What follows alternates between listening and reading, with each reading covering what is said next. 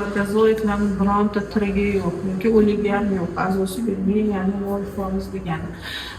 Bepushtlikda o'zi 60% sabab ayolda, 40% sabab erkaklar deymiz, bu holatlarda. Lekin ayrim holatlarda 100% sabablar tomonidan bo'lishi. O'shanda ham hozir homilaga to'sqinlik qilayotgan sabablar bor, lekin azospermiya tarozini ko'proq qismini bosadi.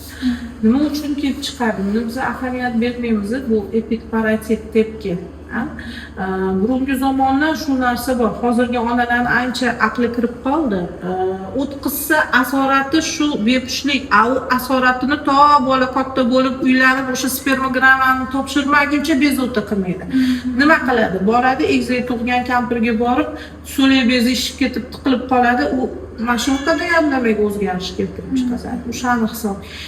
U tepki haligi tepganida bosimli hisobiga tiqilib qolgan joy ochilib ketadimi? Bo'ldi, yaxshi bo'ldi. Asoratini o'ylamaydi hech kim. Lekin o'rtada masalan 20 yil vaqt o'tsa, 25-30 yoshda ana shu bola butun umriga shu diagnoz bilan yashashga majbur bo'lib qoladi.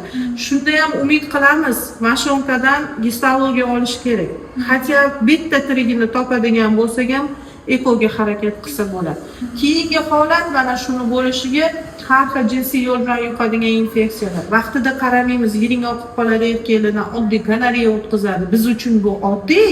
To'g'ri, 5 kun antibiotikni olsa o'tib ketadi, lekin asorati haqida yana o'ylamaymiz. Tuzaldim deymiz, bo'ldi ketaveramiz, yoniga nazorat qilmaymiz. Ya'ni jinsiy yo'l bilan yuqadigan infeksiyalar hisobiga ham mana shu holat kelib chiqadi. Xo'p, o'sha oxirgi qaror gistologiya. Ana o'shanda ham agar 100% bo'lsa keyinchalik dorni boshqa taklif qilamiz. Chunki ayollar bunaqa holatda yashaydi butun umr.